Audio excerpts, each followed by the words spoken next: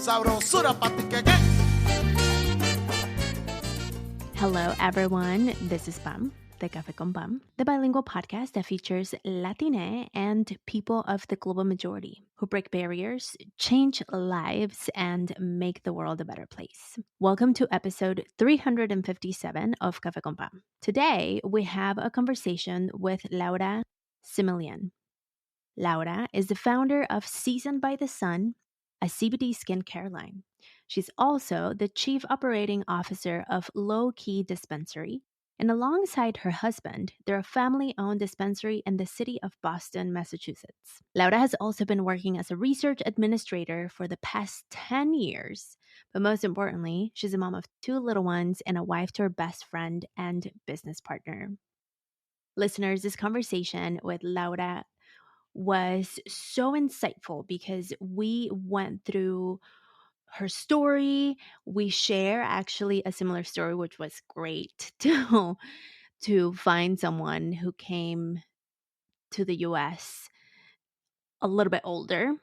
And we shared a lot about the intricacies and the complications of going to college, being a first one in your family to go to college in the US. Not necessarily, I don't think that's a first gen college experience, but it's a first time in the US college experience, which is different. And we really talked about so many various things that I think you will resonate, especially when it comes to creating something and allowing yourself, allowing life, being open for the full circle moments. Because in Laura's story, there was a full circle moment that when we talked about it, I was like, oh, that's amazing. Y bueno, sin más, aquí está mi conversación con Laura Similien. Sabrosura pa' ti que. Well, Laura, welcome to Café con Pam. Hi, how are you? I am well. Thank you for asking. And tell us where you're tuning in from. I am live from Boston, Massachusetts. Fun. I guess it's not super cold right now, is it? No. We've had like some great days lately. So today I think it's like in the 60s. Yeah, we're really excited. I bet. It is very cold here though, normally. I know. Indeed. And the question that we always ask is, what is your heritage? I was born and raised in the Dominican Republic, and I moved to the United States when I was 12. So Dominican Republic. And you landed in Boston?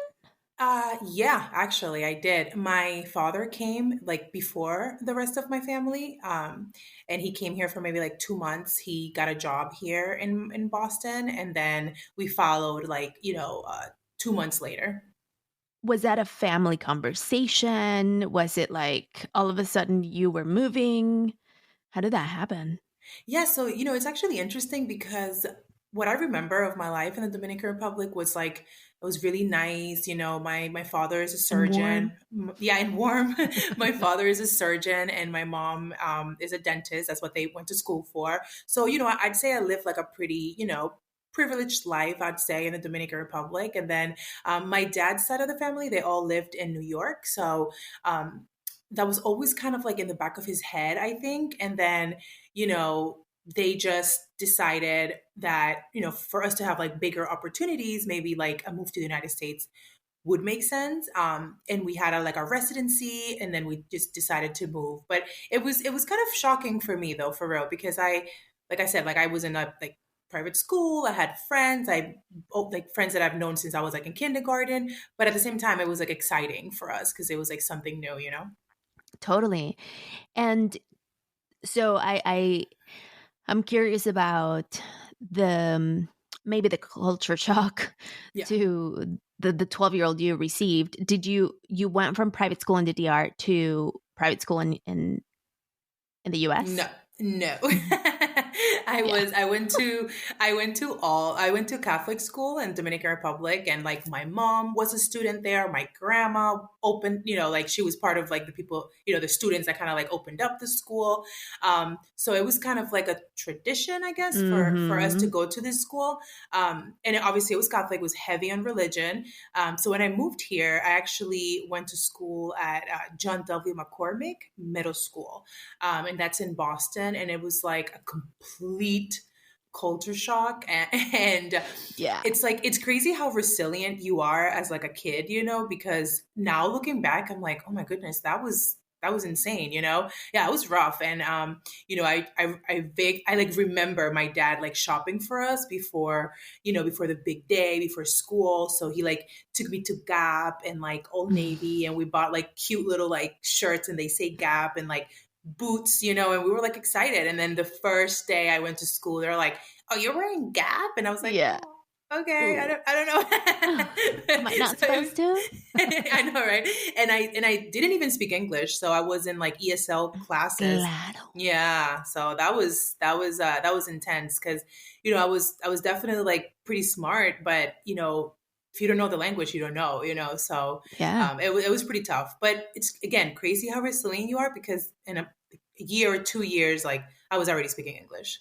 Totally. We adapt so well. I know. But the initial shock that happened to me, I went from being in private school, privileged girl in Mexico City, to moving to LA, landing in one of the biggest high schools in Los Angeles. And Mhm. it was intense. Yeah, it was intense. And also, like, what threw me off was uniforms. Like, I had to pick my clothes every day.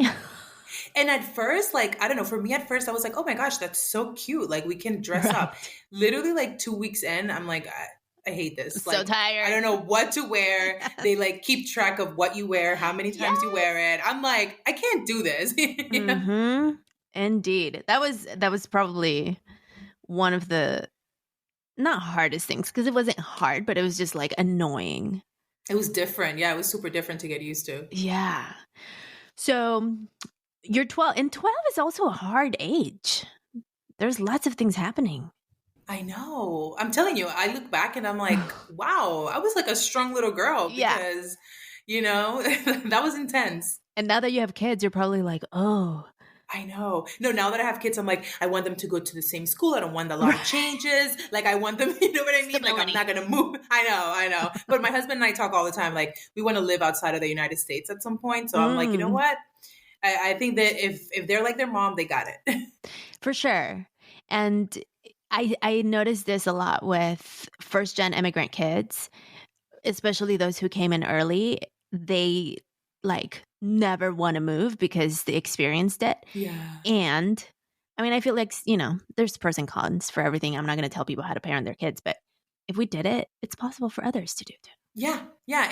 And my husband and I, we talk about, like, I don't want my kids to grow up thinking that this is it, right? Like, this is where they have to live. This is where they can work. This is where they can make money. Like, it's not the end all be all, right? So we always talk about this, and that's something that's very important to me, because they can explore. They can go back to my home country. They can go back to where their father is from and make a living and live like super happy too, Mm-hmm. And exposing people to other countries, that's a very much a thing in the US that I notice. Oh yeah. Is that this is a huge bubble, and like from a geographic perspective, from a size of land perspective, like you don't need to leave the US. You can move within the US and like be super far from where you started. And other countries operate different. And I think it's important for people to experience that. Definitely. Like my husband and I, we went to Europe for our honeymoon, and I was just so impressed with like so many languages that people speak. And I'm talking about like everyone. Like, I'm not saying like it's just the like people that went to higher education. No, this is like a thing. This is how they grow up. And I think that's so important. I mean, I wish that the United States would take that a little more serious, because it's just like exposure is what makes you like who you are, in my opinion, so totally. I think that's really important. Agreed. 100%. I have a client. She is from Africa. Well, she's from Ghana, I believe. Mm-hmm. And we talk about this all the time, how the U.S. experience is significantly different. She's traveled the world, so many countries, and the U.S. experience is very, very unique to the U.S. Mm-hmm. Like, it's not. No other country in the world can like virtually has this. I mean, maybe like similar, but this also the U.S. is a really young country. Yeah. Yeah, it is. And I think it varies too from like where you're at, right? Like, Yes. like I live in Boston and like Boston public schools, that's like one thing, that's like one world. And then if you go to the suburbs, that's like a different type of world. So I think like growing up, I would see like school in, TV shows portrayed how it is in the suburbs, right? Yes. So I was like, oh my God, this is really nice and this is great. I think like depending where you are at in the United States, like you get a different type of schooling, which is not always great, but it's just the truth. 100%. You know what happened to me when I first got here? I came here when I was 13 the first time, and then I left and came back at 19. So I resonate with when you said 12. I'm like, oh, yeah, that was a hard age. I know. But what happened to me is I came to LA and, you watch the movies and like, specifically scary movies. And I was like, okay, whatever. But then I went to college in the Midwest, in Missouri specifically, and I could not watch scary movies anymore because it was too close to reality. It was, yeah, that's so true. We moved to Boston, and this is where I graduated from, like a suburb from Massachusetts, and I actually went to school in North Carolina in the South. It was like completely different than it is here. But yeah, it's like literally like the movies. 100%. So how was it for you as an immigrant Latina to navigate the school system? So we talked about the clothing, and then of course you come from your parents who had an education. Probably it was kind of like an assumption that you were going to go to college. Oh, yeah. How was it for you to navigate the college experience? Well, it was hard. It was hard because I was the first one. Okay, so my parents are obviously like expecting me to go to college, like to the point that high school graduation wasn't even like, I would see like my friends having parties for high school graduations, and I'm like, this is comparable to like kindergarten for, like, it doesn't matter. It's like, this is what you're supposed to do, Right. There's nothing to celebrate. Right. And they're very traditional, very like I said, they went to dental school, they went to med school. Like, this is nothing for them, right? So I graduated high school, and again, first one in our family to like navigate the college experience. And I think my parents thought like, okay, you graduate high school and you sign up for your college, and then you go to college. And it's like, I did my own FAFSA. Like, I applied to my own scholarships, try to get the little bit of money that they could offer. I sat in that financial office, which is like, I still get nightmares about financial office in undergrad with my father. And they are telling us like, oh, take this loan and this loan. And all I'm seeing is like thousands and thousands of dollars that I owe. And it was pretty scary. And I think even like I always say, like, I don't wish to go back in many things, right? Because these things kind of shape who you are today. But college, I wish that I could do it again a little differently, right? Because my parents, they came here, they're like, oh, great, you can go to med school, because which is my dream, right? Like, I wanted to go to med school, and so I thought. But again, it's the only thing I was exposed to. So of course I wanted to go to med school. So when we came here, they're like, great, like, we're gonna go to med school. And in the back of my head, I'm like, I don't even speak English. So I need to like learn English and then learn what I know in English, Yes. So that was pretty hard. I went to college and I majored in biology, which, it kind of Pre-med? Yeah, pre-med, of course, pre-med track. And I majored in biology. I was really interested in like formulation, and obviously that brought me to Seasoned by the Sun. But I enjoyed biology, but like, it wasn't something where I would like thrive in, right? Like, I had to work really, really hard to get like average grades, and it was a little discouraging. And then I remember like talking to my parents, and I don't blame them at all, but they were very like, no, like, you can do it. Like, if people do it, you can do it. And I'm like, yeah. So I tried to change my major, but they kind of like talked me out of it. So I stayed with biology, and I enjoyed it. I learned a lot, but I think that's not where my strengths were, right? So everything comes full circle, because obviously I was able to use it now, but it wasn't what I thought it would be. So when I went to college, it was mostly like I was trying to survive, trying to learn the process. How do people do this? Living on campus. And like the first 2 years, I kind of like spent doing that, like finding myself, like, what do I do here? Then the next 2 years, I was able to thrive. I pledged for a Latina sorority. It's called LTA, Lambda Theta Alpha. So that was like amazing. And it was like a great experience to be able to be with like women that were like me, because I was like super tough. In North Carolina, the the Dominican community is very small. So it was so glad to find like Latinas that were, so similar to me. Like your background, that's, I was like, wow, like there are people like me here. Yeah. So that was like a life-changing experience, was pledging for my sorority, which is why I would always tell people that if they have the opportunity to join Greek life, it's something to think about. Yeah, because then you build a network, like literally for life. Right. And it's a network that kind of comes easy once you join, right? Because it's like, Yes. oh, you're my sister now. Like, this is what we do. It wasn't like, oh, let's be friends and see where it goes. It's like, no, we pledge, we're sisters. Let's do this together. So that was pretty, like I said, a great experience for me. For sure. And I want to talk about the initial process of the FAFSA thing. I went through that as well, Yeah. because I think we, like, the school system, the university system in the US is so overly complicated and so like driven by capitalism that I also, like, when you talk about the PTSD from sitting at the FAFSA office, in my case, I was there by myself because I was working full time and living there full time. Incredible. Yeah. And so they were just like, yeah, you can get this loan. And like, oh, and by the way, there's scholarships. And I didn't know the difference. So it's really like something I think worth talking about. I mean, I think there's a lot of people talking about it now, and like, yay for people that have created businesses around helping students navigate this, because it's hard.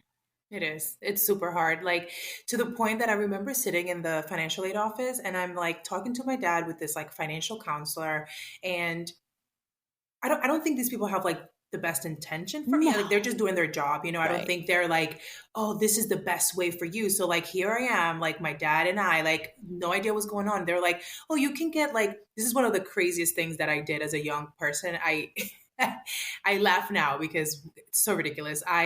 They're telling me like, oh, like you have these, like, I think they were called Pell Grants, and they were Pell like, Grants? yeah, I owe some Pell Grants still. Yeah, me too, girl, me too. And I think they said, oh, like the Pell Grants, like I guess they don't have interest, or it was something like it was a benefit. It's a good deal, And then, quote. yeah, it's a good deal. And I'm like, oh, okay. And then they're like, but if you take this one, which is like back then it was like Sallie Mae, they're like, they give you like all of the money. Pell Grant was only going to cover up some of it. And then Right. if you get Navient, you can Navient now, right? You can, they'll give you all of the money for all of the 4 years. So me and my dad are like, oh, no brainer. We're doing Sallie Mae. And then here I am. Like, here we are still paying student loans. Exactly. So it's like, it's really tough. It's really tough to be an immigrant that is trying to go to college here. Cause like you said, it's so overly complicated. I remember telling my father, like, oh, Dad, I need like $600 to submit applications. And he's like, what? To submit an application? I'm like, yeah, like if I want to apply, like I have to have this type of money. And it's like, that's hard, right? Like that's hard for like we come here, we're immigrants, and like my dad is just trying to adapt. My mom is just trying to adapt. And then like, here we are, Yeah. So that was extremely challenging. Yeah. For sure. And you did it. Yeah, I did it. So you go through biology. You also do early child development. Was that a double major? I did. It was a double major. So I did biology and like child development. And so you were like, fine, parents. I'll keep I was biology. Like, sure. I was like, sure, I'll do that. But I just knew like I was not going to go to med school. Like I knew, you have to know yourself. Like you look at the people around you, you look like, you look at the people around you, you look at the background they had. Like I said, like I was trying to learn English. These people are taking like STEM, like summer camp. You know what I mean? They have tutors. Like, yes. Yeah. Like that's different. Like I'm trying to learn the language. You guys have private tutors for this. So it's like, I'm not saying I'm less smart or more smart, but like the circumstances were different. Yeah, the resources were not there, So I looked around and I'm like, yeah, this is not like, I don't fit in here. This is not my thing. And I pushed through because, daughter of an immigrant, you don't want to disappoint them. But we talk about it now often, like it was not my calling, and it was never going to happen for me because I didn't feel it. You know what I mean? Mm-hmm. For sure. I totally understand. So you double major, and then you went to like you kept going. Yeah. Yeah. So of course I didn't go to med school, right? So like, what do I do to make my parents happy, right? Like, what do I do now? Because that's another thing. Like my parents, they're thinking, oh, you go to college. Sure, you don't go to med school, but like, do you get a job, right? And it's like, Mm-hmm. I'm applying to jobs that like I can do with a biology major. Like it's like I don't know what to do. So I was like, okay, like I moved back home after I graduated, and it was just like, what do I do next? And again, I didn't really have that much time to like feel out what I like, what I don't like, but I knew that I do love management. I do love administration. It's something that it just comes easy for me. So I was like, you know what? Like I'm not going to be a doctor, but maybe I can do something where I can still be in the hospital. So that's what I did. I got my master's in healthcare management. So that, allowed me to have like, to kind of like go up in the corporate ladder in kind of like a hospital and higher education realm. And so then what happened? So you were like, well, I'm still going to be in this space, in the ecosystem of medicine. Yeah, yeah. And I was like, I was working at one of like the top hospitals in Boston. I was working at the Brigham and Women's Hospital. So again, like management and administrations were something that came very natural to me. So I actually got a job as a lab manager in a research lab. So I did kind of like all the operations, hiring, like financial management, we did a lot of like grants. Like he, the doctor I was working with, he submitted a lot of grants to get money to continue research. So I was doing that, and I did that for like about 5 years. That was like kind of like my longest job since I graduated college, and it was extremely great. Like I was exposed to so many things. I worked in Cambridge, Massachusetts, which is like a hub for all like things like biopharma, biotech. So that was like a great experience for me. I thoroughly enjoyed it. But after 5.5 years, I was like, okay, like what's next? Now I'm like deep in my 20s, and what do I do now? Right. Because I was doing so many things in my head. I'm like, I have to fine tune what is it that I'm going to do so I can get like a better paying job and like more opportunities. So one of the things that stuck out from what I was doing was grant management. So, managing these funds, applying to these grants, getting funding. That's a skill. Yeah, yeah. So and I did that for like 5 years. So I was like, you know what?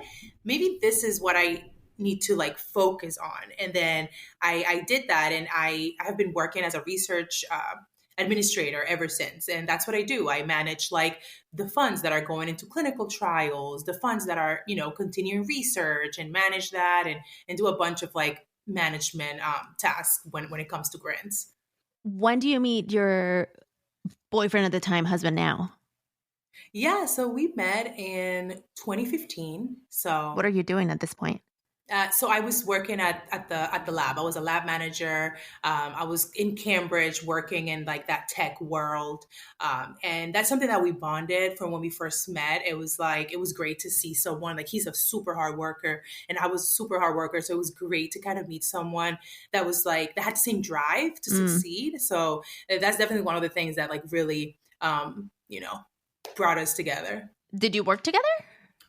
No, we did not. We actually met at like a bar. Just Nice. very normal. But it's funny because when we first met, we probably like talked on like social media and like through text and things. Very not too much, just like a little bit. And we did that for maybe like a month and a half. And then we finally hung out like in person. And from that day that we hung out in person, like it's been ever since. You never stop hanging out. Yeah, we never stopped hanging out, and now we are hanging out with 2 kids. Yay. So what was born first? Season by the Sun or Low Key? I guess it was both, because what happened was that in 2017, my husband does real estate. So in 2017, he kind of like came to me with this idea, like, oh wow, like the cannabis industry is kind of like booming right now. We should get into it. So he kind of like took the lead and applied to get a license for cannabis, which he did. But in about like 2019, that's when I got like bit by the entrepreneurial bug. And Great year. I right know. And before. then, right, tell me about it, okay? Like, because it's like, it's so funny how life works. So I was like, it was like, I'd say like 2018, but in 2019, I launched my business. So 2018, I was like, oh, like, I want to do this too. Like, what can I do? I started doing research. Like, how do I connect what I know with cannabis? So I'm Mm. like, okay, biology, cannabis, skincare, boom. Like that's something that I enjoy as a form of self-care. We don't have brands that represent women of color at the forefront. So I was like, you know what? Like that, this is something I like to do. I came up with the name Seasoned by the Sun because I am a Caribbean girl. The sun, it's just like my favorite thing in the world. Like if I'm in a bad mood and there's the sun, I'm probably going to get in a better mood. So Yeah. And you live in Boston. I hope you get a lot of I sunny know. days. I tell my parents, like, why couldn't it be LA? Why couldn't it be Florida? But I guess this is where the good jobs were.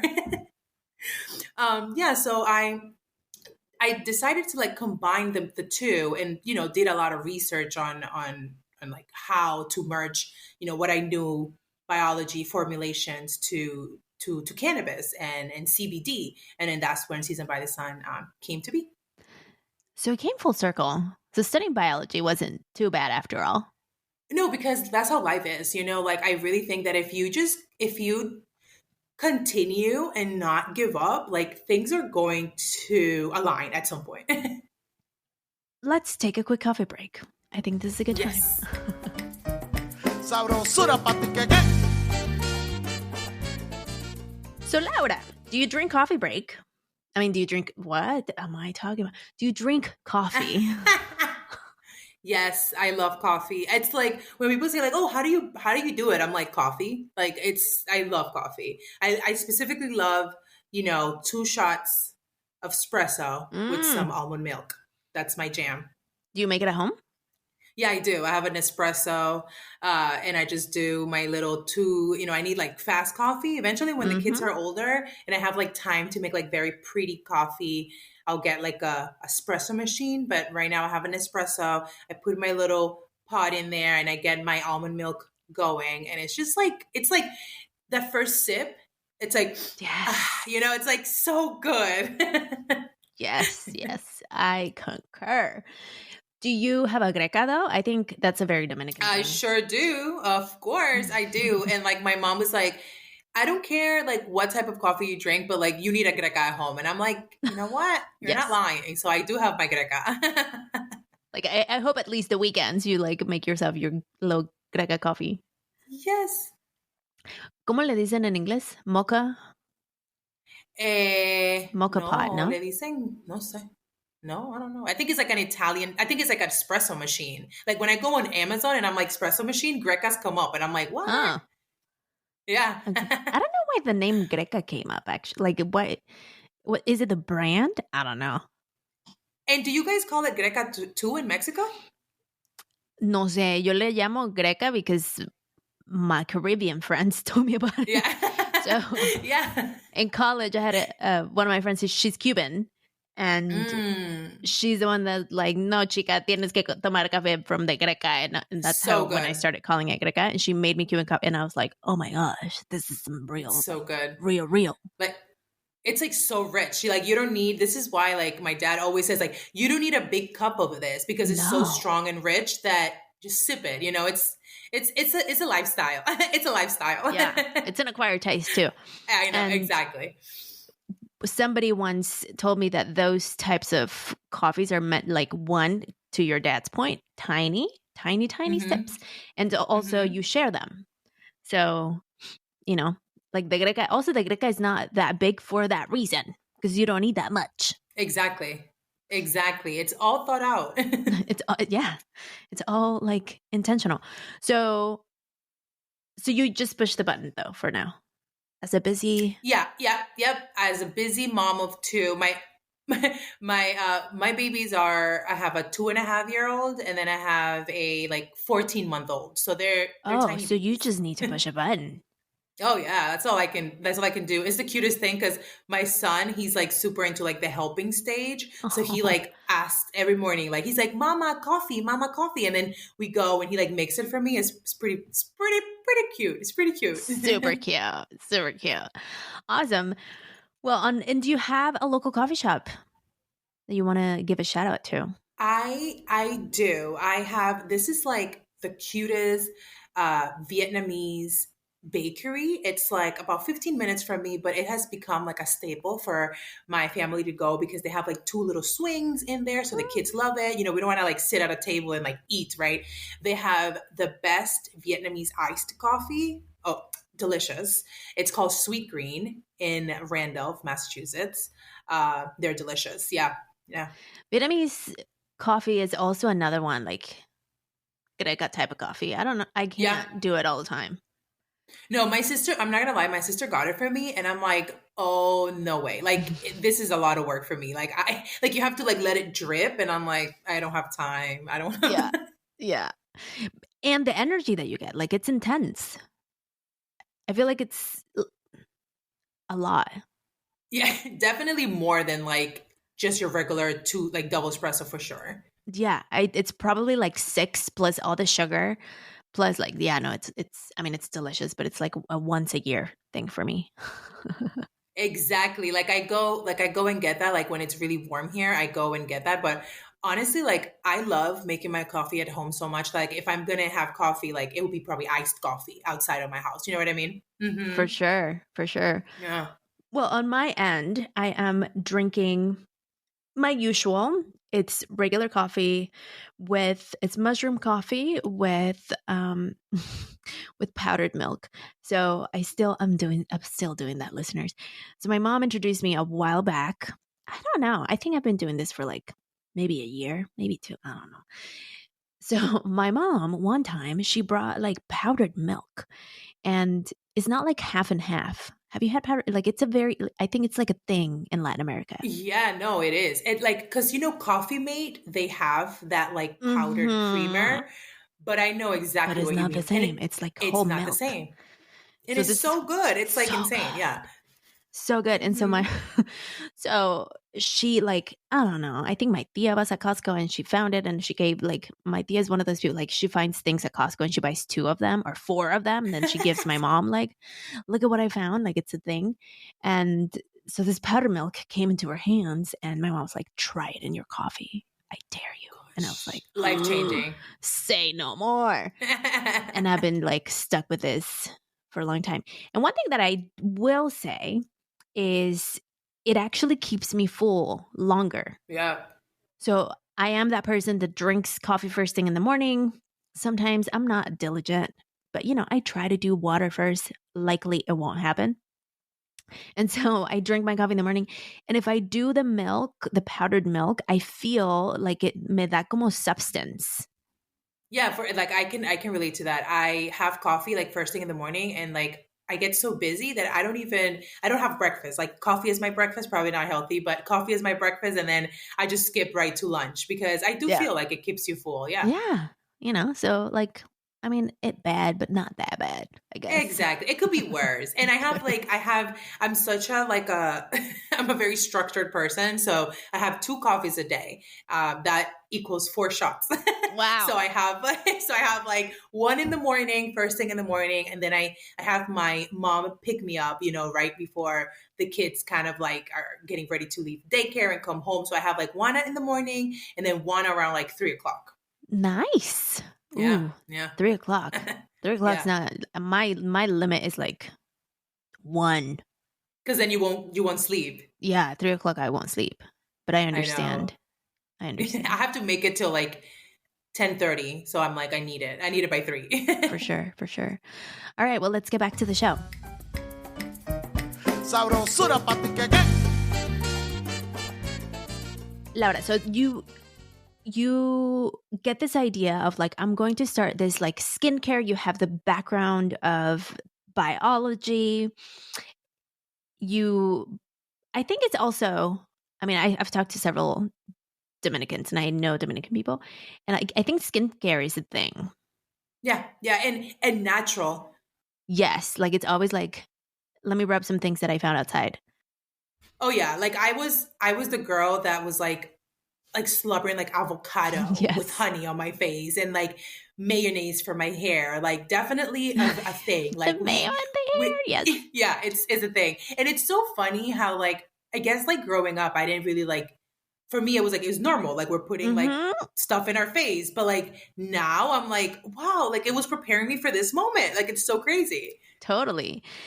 Yeah. So you start the skincare brand. How long does it take?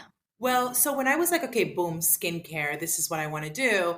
I'm the kind of person like I really love to have some sort of like a foundation to feel confident in what I'm doing. So I went ahead and researched like where do I get like a diploma like and learn how to formulate, at my house. So that's what I did. I like Googled and I came across this learning institution. It's called Formula Botanica, and they have like courses for like entrepreneurs that want to do skincare. So I got my diploma in organic skincare formulation.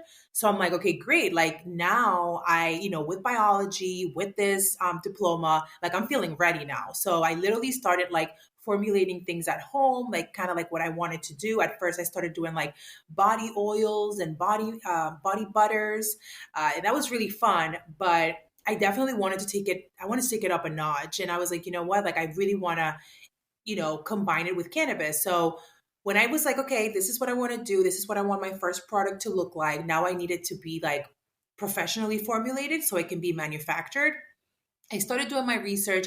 Again, this was 2018. Massachusetts is pretty new when it comes to cannabis. So at that moment, it was difficult for me to find a manufacturer that could make like small quantities because again, like I was just like an indie entrepreneur. Yeah. So I was like, okay, like let's do my research. I was able to find a manufacturer in Utah, believe it or not. And they're like, yeah, like we can do small. Yeah, super, super interesting. Like it's always like, wow, how did I find them? Yeah, in Utah. So they allowed to, so they, and I liked that they were sourcing CBD, very like diligently. So I started in conversations with them. We finalized the formula, and the first product it's a facial oil. It's called, I named it Me Glow because it's like my glow, right? So it's Me Glow, and it's full of like natural ingredients and like fruit extracts and like just very clean, and of course the CBD. So I worked with them. I had it manufactured. I was selling it. I focused a lot on like farmers markets, vendor markets, and I had a online store on Shopify. So I was selling a lot of that there. And again, like just me, like I had my job and I was doing this, and I, got me a little office. My husband was very helpful, and I was just, cranking orders and doing all of that. And it was going really, really well. But then obviously COVID happened. So we had to pivot. We had to pivot a little bit. Yeah. So what happened? Well, a few things happened, right? So I had the store. I was, doing orders. I was doing my own marketing. I was like one of the models myself, just like really like doing things and like learning as I went, right? I had in my house, in my family, like it's education over entrepreneurship, right? So I was like super blind when it comes to this and, kind of like really relying on my husband to help me out. He's like a serial entrepreneur. So I'm like, okay, good. I have like a person to help me out with this. Yeah. So we launched and it was great. And, our goal was to have it in dispensaries, but then COVID hit, and then I had my first baby, and he actually was born premature. So he was born at 30 weeks and spent like 2 months in the NICU, and I couldn't bring him home. So that was like, that was a pretty big like shock for me. And I just kind of like had to put Seasoned by the Sun a little bit on the side. And then our store, our low-key dispensary was like growing at the same time. We finally got our license. We, were working to build up the space. Then at that time, like when I was pregnant, and low-key dispensary was like in the works, my husband and I, we had conversations, like how do we build generational wealth here for our kids, and we decided that the best thing for us to do at the moment was for me to kind of like step in and like, the previous COO, the relationship didn't really work. So we were like, perfect. Like this is with my experience in management. And yeah, like, I mean, I've had extensive experience in management, administration, human resources, which is everything I did before. We were like, okay, like let's do this together. So this is what we were focusing on the most. And then, I kind of like put Season by the Sun a little bit to the side. But now that the rules in Massachusetts have changed, we're actually working with a manufacturer to produce it here in Massachusetts and be able to sell it in our dispensaries and other dispensaries here first, and then hopefully like nationally. I love that. So, given that your parents are doctors, how was like, I'm so curious about this conversation of Oh like, yeah. Oh we're going to yeah. start this I was business with cannabis. I know. It's like we're gonna sell weed. It was Right. like, yeah, What's it was up? I was super I honestly like I think you could understand that, right? Like I think coming from like a tradition like, your parents being traditional, it is a tough conversation, right? Like it's very tough. But my parents, like they're very smart and they're very like, kind of like they aware of what's going on. Like they know technology, they're very like smart in that way. So when my husband, who then was my fiance, we talked to them, it was very much like, okay, here is how much money we can make. Here are the sales. This is what it's Mm, projected to do. Like this is a business that we can do. Like it's getting legalized whether you like it or not, right? Like, I mean, it's gonna happen. So do you want to kind of come and jump on the train and be part of this? And in fact, they were. My parents are one of our investors that invested in us for us to be able yay. to build the first store. Yeah. So it's great. Yeah. So, you presented it from a business standpoint. Yes. Yeah, with like numbers. Like I was like this, like my dad met with my husband and I, like we show them like this is what your money will look like. This is what's going on. I think taking that approach was so smart on our part because Totally. now my dad is like, we're not even talking about consumption. We're not even talking about, all the like the negatives that people associate cannabis with. This is like is a business like any other business, is a retail store like any other retail store. And I think coming from that angle was phenomenal because yeah, they like I said, they invested in us. Totally. And I will also, I mean, I think it's important to mention that while it is a business, it's also a highly regulated business. Oh yeah. Oh yeah. And it's like it's not federally regulated yet, so every state has its own like rules and regulations, and it's like they are extreme for sure, but we're doing our best to keep up with them. And just really like we have a one store, we're working on a second store, hopefully a third one. So it is very regulated. I mean, it's like when I tell people like some of the like small little like things about our store, they're like baffled because, for example, we have over 40 cameras in our store. Our store is like 17 square feet, so it's like small, and we have about 42 cameras installed. Oh We my have gosh. everything. Oh yeah, it's like super. Like everything is like sealed, like child proof. We have this thing in Massachusetts where everything has to be tracked from seed to sell. So if I sell something to you, I know which cultivator did this, which batch, all of that. So it's Wow. super, super regulated. Yeah. So I was reading on like the various things when it comes to cannabis, marijuana, CBD, THC, all the things. Hmm. And like we could literally sit here and talk about it for hours. And I obviously don't have enough knowledge even to dive in. But one of the things that, and it's a conversation that's been talked about like so much, is that Black Americans are arrested for violating like quote marijuana possession laws 4 times at the rates of white Americans. Oh yeah. And Oh yeah. so, however, both demographics consume it at the same rate. Oh yeah. Like in fact, my husband and I, the license is with my husband. We are an economic empowerment licensee holder, and what that means is that because he is black and he is from a neighborhood that was negatively impacted by the war on drugs, then we get some sort of priority in the process because the process is Yes. like long. So Massachusetts, Boston specifically, is doing a good job when it comes to prioritizing those people from those communities. So it's an honor and a privilege, and we are extremely proud to be able to have a store where my husband grew up, like in his community. Like he visited the stores that were next to our store. I'm talking like 20 years ago. But yeah, it is, and I can't wait to I can't wait to be in a place where it is not like looked down upon like it is now, and everyone that has been incarcerated is able to come out and make a business out of it. Like that a lot of people have. Hmm. Yeah, because the thought of it is like so many people are currently incarcerated, and there's like, of course, this probably happened before regulations and before the opportunity of the business happened. And so I don't know. I always see that and I'm like, dang, if they only had Yeah. waited. It's honestly like sometimes when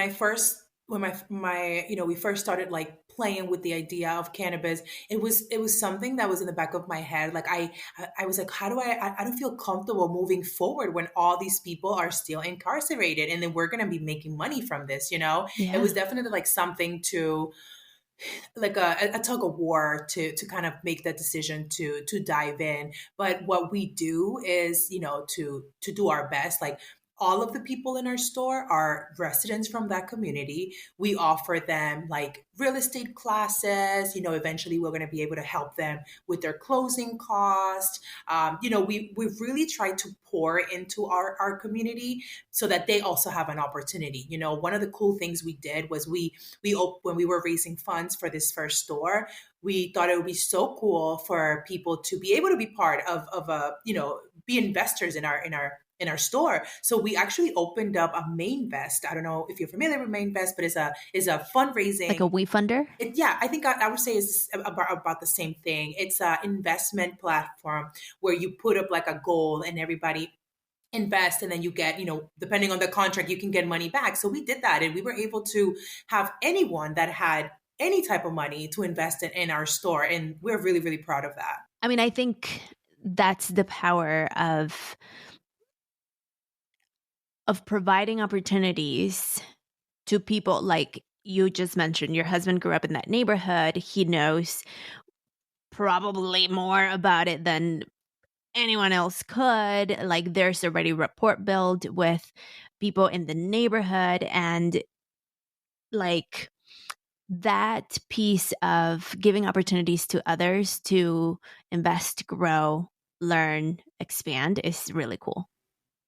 Yeah, it's really cool. And it's definitely like our driving force. Like we wanted to get into this industry because, I'm a cannabis connoisseur. I've consumed cannabis, and, it was something like, oh, wow, this is a new industry. Like, let's see what we can do. But aside from that, like, you know, we are a community dispensary, and we definitely, we're proud of that, and we do the best that we can to either donate or sponsor events in our community. We love to sponsor events, and we've only been open since October 2023, and it's just amazing how much we've been able to accomplish since. So How fun. So, what's next?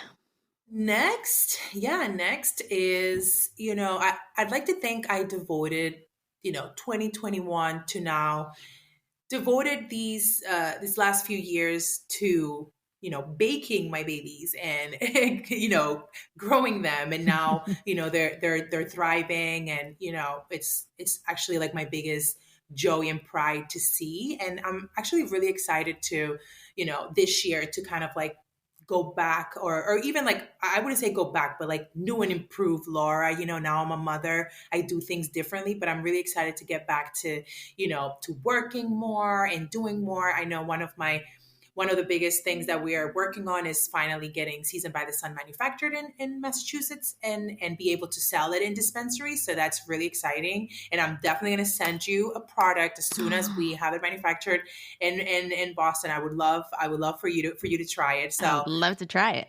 yeah, so my goal is to, have that here locally first, but eventually nationally, and maybe open up my online store again. I think that would be fantastic. And as far as low key dispensary, we are growing. We are in the process of building our second store, so that's really exciting, and we hope to have that by the end of this year.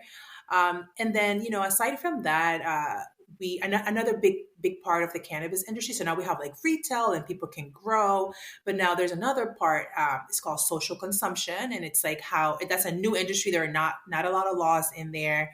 It's a it's a bit of like it's like an open space now, right? Like there's not a lot of laws that can guide us in the process, right? So we are part of like the social consumption group, and we want to be spearheading that, lobbying for that. So I'm really excited to see like what low key does in a consumption world.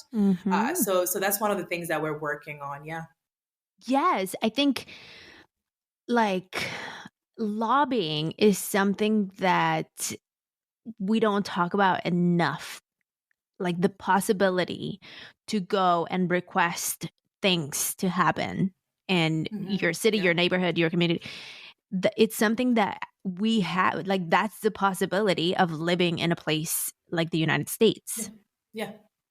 And I think I don't think it's something that like, at least me, I didn't grow up knowing this. It's something 100%. That I've learned in the past few years. Like, oh wow, like I can have ideas, I can pass them to people that can do things.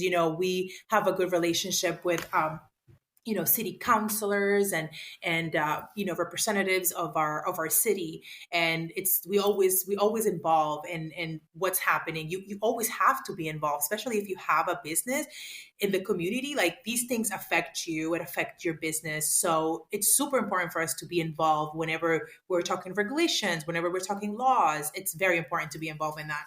For sure. 100%. I think for a business like yours, which is highly regulated, there's still a lot of intricacies around it. And for anyone who has a business, listeners, like go meet your elected officials. Yeah, 100%. Yeah, I think that's something that we don't talk about enough. Go to your city council meetings. I know it's tedious. You probably don't understand a lot of things that happen, but just showing face, they need that. They need to be held accountable. They work for us. Yeah.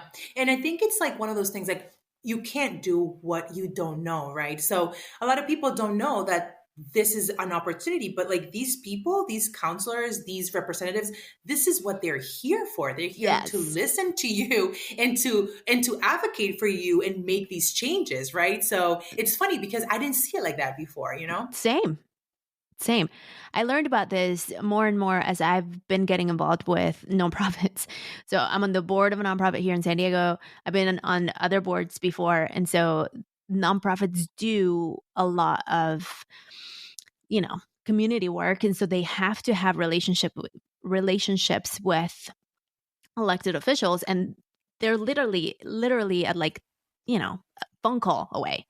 And so yeah, I think we need to share more about the possibilities that as citizens, like residents of a neighborhood, we have access to people, because they do. Like I get emails from my elected officials, like this is what we're doing, and this is when our next meeting is, and this is their job. This is what they do. This is like why they are elected, and I think it's kind of hard to wrap our head around it, because I think local politics is completely different to like what we see on like CNN, right? Like these people do seem unattainable when they're like on the TV, and like you don't know what's going on. But we are very involved with our local politicians, and we are involved with our mayor of our city as well. So yeah, I think it's like super important. And you're right, we should talk more about it, because I didn't know much about that until like the last few years. Same, and I don't think a lot of people do. So listeners, share this episode with people that, like, even if it's just the last 5 minutes, because it's important. Yeah, definitely. So Laura, tell us all the places and spaces where you can find you. So I am on Instagram. It's at Laura Similien, and Seasoned by the Sun, you can catch us at Seasoned by the Sun. And Low-Key Dispensary at Low-Key Dispensary. Easy enough to remember. Yes, for sure. And we'll have everything linked in the show notes. And if you're watching this on YouTube, we'll also have it right below where you can find all the things, so you don't have to type them frantically. We got you. Okay, last few questions. Do you have a remedio that you want to share with us? I do. And I was so excited, like when I saw that question, because this is, I'm not a doctor, so I don't recommend this, but this is what we do in Dominican Republic. So if you have a stomach ache, if you have an upset stomach, you're just not feeling yourself, you take a little bit of water and you pour a little bit of baking soda and you drink that. Instant. Instant relief. Yeah. It's great. It's amazing. Just water and baking soda and take that little shot and it'll make you feel better. All right. That one's a new one. I don't think we've had that one I before. know. I like it. Do we have a quote or mantra that we live by? I do. And I actually like have it tattooed here and it says, decide to succeed. Yes. It's just simple, a few words, but I do think that, success is a decision. Like you decide, like, I'm going to do this. I'm going to be disciplined. I'm going to achieve this goal, whether big or small. It's a decision that you make. So I have decided to succeed. So that's what I'm striving for. I love that. I support. And the last one, do you have a productivity tip, trick, or tool to support you? I do. So, and I got this from someone when I was in college. So this is what I do if I have something to finish, right? I'll set my timer on my iPhone and I'll set a timer for 10 minutes. And the rule is have to work while that timer is going, right? And then once that finishes, maybe you do another 10 minutes and you see how much you did. But I think what that does, it's like centers me and like, this is what I have to finish. And like, if you do that for like an hour, you'd get so much done because you have 10 minutes to finish what you said you were going to finish. Right. So I love that tip and it works for me and I recommend it. Yes, I've tried 5 minutes. So sometimes like just to offer it, if 10 minutes might be a lot, sometimes it's 15 minutes, right? It's whatever feels doable. I have a client, for example, who's super busy and I'm like, do you have 5 minutes? Like in her case, it's self-care. So she's like, I don't have 5 minutes to breathe. And I'm like, well, do you have 1 minute to breathe? And so it's whatever time gets you to focus. Totally. Yes. Yeah. Well, Laura, thank you so much for coming to Café con Pam. This was awesome. Sabrosura pa' ti que. All right, everyone. That was my conversation with Laura. I hope you enjoyed it. I hope you were inspired. I really enjoyed the full circle moment. Was one of my favorite parts when she went on to study biology because her parents wanted it. And also, she ended up using it at a different time. I connected a lot with that part of Laura's story, and I hope to hear what you connected with. Definitely screenshot and tag me at Café con Pan Podcast. Give us a follow on whatever platform you're in. The two most popular ones, if you're listening to the podcast, two most popular ones are Apple Podcast and Spotify. If you're in either of those, please do hit the follow button. The follow button makes such a difference with our numbers. And I have shared this before. If you don't follow us because the episode will download and then you will run out of memory, there is a setting in your phone where you can tell the application not to download the episode, to simply notify you when a new episode drops. And that's where a lot of people have told me they don't follow the show because they're like, all your episodes every week, I get like a downloaded episode. And what if I don't want to listen to it yet? Yes, make sure you hit that setting. Also, if you feel called to support us in any way, this is an opportunity to leave a rating and a review. If we're still in the podcast audio side, this is where you can go ahead and drop some stars. It really helps also with the credibility of the show. In this case, it's not so much for the numbers piece, is for the credibility. So when other people find us, they read your reviews, they see your thoughts, and they're like, oh, I resonate with whatever somebody else is saying. Let's give it a chance. So please do leave some reviews if that is something that you feel called to. If you're on YouTube, hello.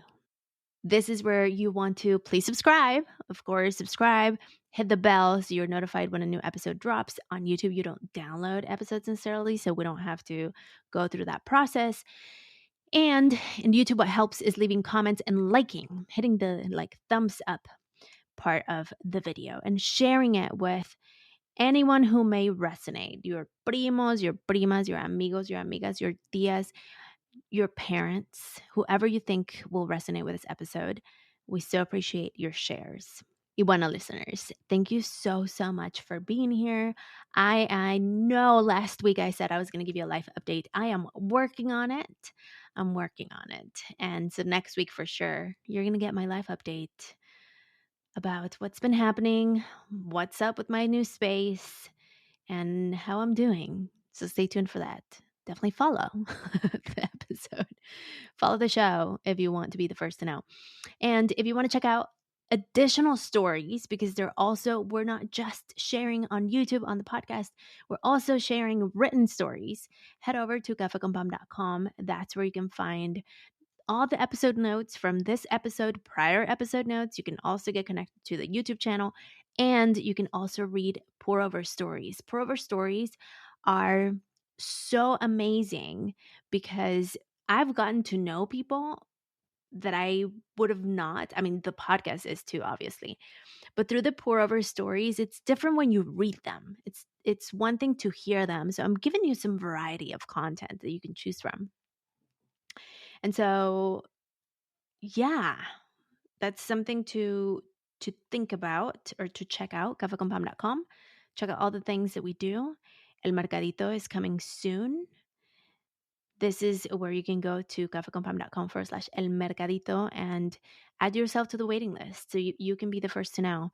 I am cooking a really, really cool program, and I've been meaning to do this for a while, but then life happened, and this time, Q2, when I was talking to the team internally and we're looking for additional ways to monetize the podcast, because this is a business, El Mercadito, I think it's a great opportunity that can allow us to expand not only us and grow the show, but also to support you, which is the goal always, and small businesses, because that's where my heart truly is, with small businesses.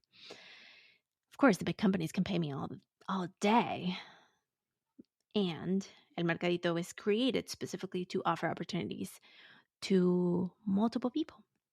So stay tuned for that. cafeconpam.com/mercadito. And if anything else comes up, send me a DM at Café con Pam Podcast. You want to, listeners, thank you so much for being here.